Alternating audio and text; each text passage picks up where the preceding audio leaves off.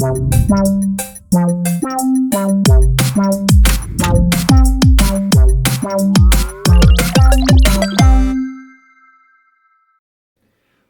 galera, tudo bem? Tudo certo? Tudo tranquilo? Tudo beleza? Hoje é quarta-feira e quarta-feira é dia de Geo Resolve.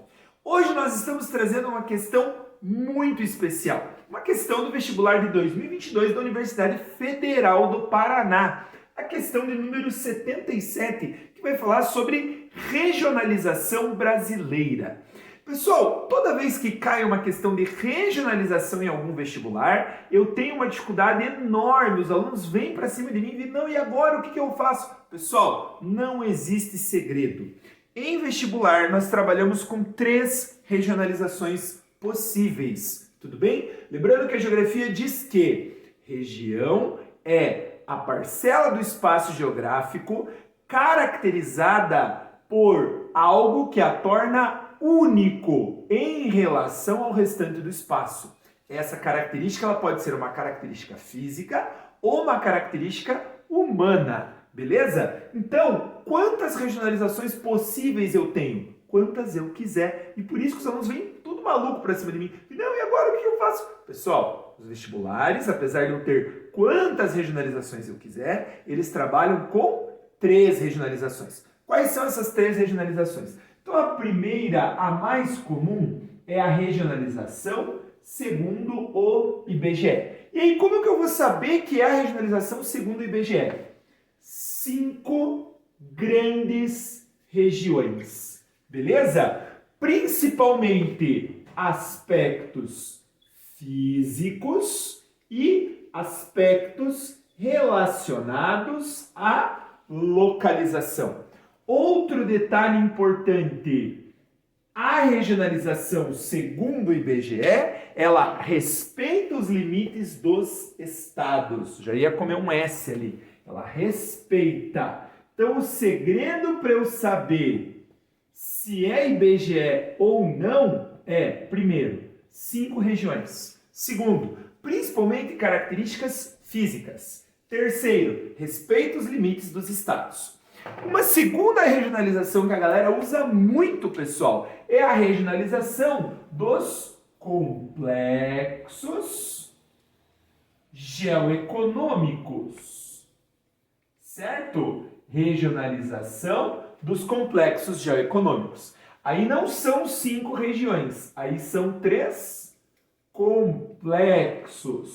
E aonde que está o segredo para eu matar essa regionalização? Ela vai trabalhar principalmente com aspectos humanos. E ela não respeita limites dos estados. Então, o que acontece? Eu posso ter mais de um complexo por estado, como acontece, por exemplo, com o estado de Minas Gerais, cujo norte faz parte do complexo geoeconômico do Nordeste, e o restante do estado faz parte do complexo geoeconômico do Centro-Sul. Porém, vestibulares mais modernos, eles gostam de uma terceira regionalização, que é a regionalização segundo o nosso grande amigo Milton Santos. E aí, você que é meu aluno de tempo, já lembrou lá. Pô, é o cara lá do teu primeiro dia de aula na faculdade. Exatamente. Não confunda Milton Santos com Newton Santos, lateral do Botafogo, a enciclopédia do futebol. Quem me conhece há mais tempo sabe. Né? Eu, no meu primeiro dia de aula na faculdade, eu fiz essa confusão. Passei uma vergonha. Um dia eu conto essa história para vocês. E aqui não são nem 5 regiões, nem 3 complexos, mas 4 regiões, certo? 4 regiões baseadas no processo de globalização. Milton Santos é um dos maiores estudiosos da globalização. Por quê? Porque ele era contrário, né? Ele tinha uma visão crítica à globalização como ela ocorreu. E aí, para ele poder criticar a globalização, o que ele fez, pessoal? Ele foi estudar a globalização. E aí acabou se tornando um dos maiores autores do século XX sobre globalização. Então vamos para a questão propriamente dita, senão a gente fica viajando aqui falando do Milton Santos e não resolve a questão que é o objetivo do nosso quadro. Então vamos lá. A questão de número 77 da Universidade Federal do Paraná, de 2022, ela diz o seguinte: a divisão oficial do Brasil em 5 grandes regiões. Pronto, matou a questão. Com qual regionalização eu estou trabalhando? Ó, IBGE, 5 regiões. Então eu parto do princípio de que respeita os limites dos estados e vai trabalhar principalmente com aspectos físicos e com a localização. Aí ele continua. Foi instituída em 1967 para atender às atividades de planejamento estatal. Os critérios de regionalização consideraram características econômicas e sociais e também as divisões políticos-administrativas das unidades da federação, no sentido que nenhum estado ou distrito federal poderia ter parte do seu território classificado numa grande região e parte em outra. Então ele reafirma o que eu já havia falado a respeito da regionalização do IBGE. Beleza? Aí ele diz assim: sobre o tema é correto afirmar. Então, ele estabelece no enunciado qual é a regionalização, quais são os critérios, o que pode e o que não pode. E aí eu vou procurar na resposta algo que me leve a isso. Então, olha lá. Letra A. O Nordeste se define por uma região de perdas econômicas e crise social. Posto que a participação percentual da região no PIB brasileiro vem declinando ao longo das últimas décadas. Não, pessoal. O Nordeste aumenta a participação no PIB brasileiro, principalmente a partir dos anos 2000, onde ocorre um processo de migração de retorno para a região Nordeste, principalmente por conta do processo de desconcentração industrial em razão da adoção do Plano Real nos governos Fernando Henrique e no primeiro governo Lula. Então a letra A é falsa. Agora olha a letra B.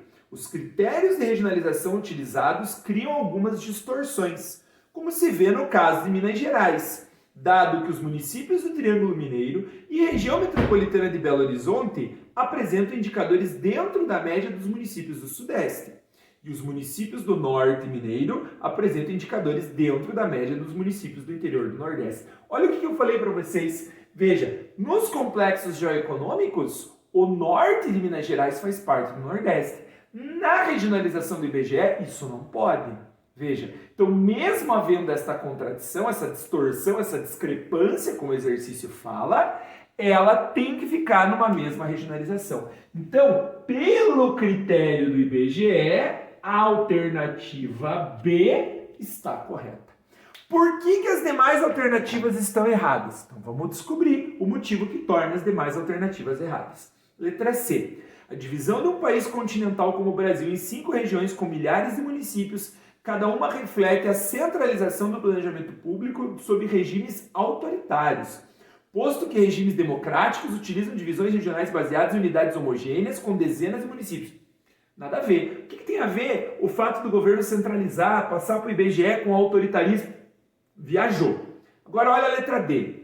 Antes de 1967, o Sudeste e o Sul faziam parte da região Centro-Sul. Não, pessoal. Centro-Sul é na regionalização dos complexos geoeconômicos. Está errado. Realmente, na década de 40, São Paulo fez parte com o Paraná, Santa Catarina e Rio Grande do Sul da região Sul. Na década de 40. Beleza? A regionalização brasileira era diferente. Não existia o Sudeste. Existia a região Este, da qual São Paulo não fazia parte. Então, está errado, porque ele misturou a regionalização do IBGE com a regionalização dos complexos geoeconômicos.